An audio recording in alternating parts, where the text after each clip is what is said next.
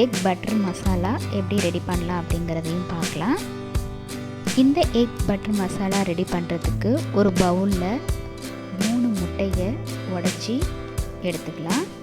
இது கூட காரத்துக்கு தகுந்த பச்சை மிளகாய், 1/2 டீஸ்பூன் சில்லி ஃப்ளேக்ஸ், தேவையான அளவுக்கு உப்பு, 1 டீஸ்பூன் பெப்பர் பவுடர், 2 பெரிய வெங்காயம் நைஸாக கட் பண்ணி சேர்த்து நல்லா மிக்ஸ் பண்ணி இட்லி பாத்திரத்தில் இட்லி தட்டில் இட்லி போல் வார்த்து வேக விட்டு எடுத்து வச்சுக்கலாம்.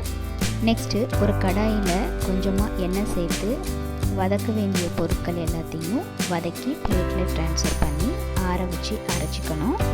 இதுக்கு ஒரு பவுலில் 2 பெரிய வெங்காயம், காரத்துக்கு தகுந்த பச்சை மிளகாய், 1 கப் அளவுக்கு தக்காளி, 1 கைப்பிடி பூண்டு, 2 பெரிய சைஸ் அளவுக்கு இஞ்சி சேர்த்து பச்சை வாசனை போனதும் வதக்கி பிளேட்டில் ட்ரான்ஸ்ஃபர் பண்ணிக்கலாம்.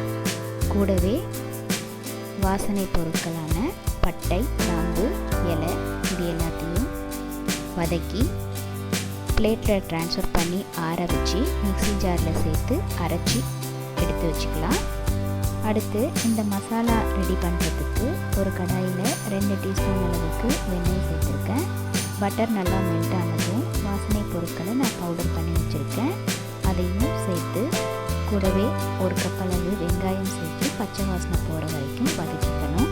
வெங்காயம் பொன்னிறமாக வதங்கினதும் நம்ம அரைச்ச விழுதை அதில் சேர்த்து தேவையான அளவுக்கு கொஞ்சமாக தண்ணியும் சேர்த்து 5 மினிட்ஸ் கொதிக்க விடணும்.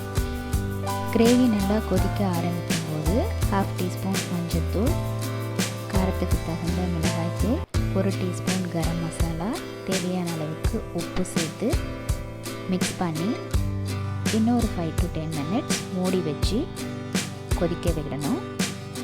நல்லா கிரேவி திக் கன்சிஸ்டன்சி வந்ததும் நம்ம ஆல்ரெடி வேக விட்டு வச்சுருக்க எக்கு இட்லியை இதில் சேர்த்து மிக்ஸ் பண்ணி 1 டீஸ்பூன் அளவுக்கு கஸ்தூரி மேத்தி தூவி தேவையான அளவுக்கு கொத்தமல்லியும் தூவி இறக்கிடலாம்.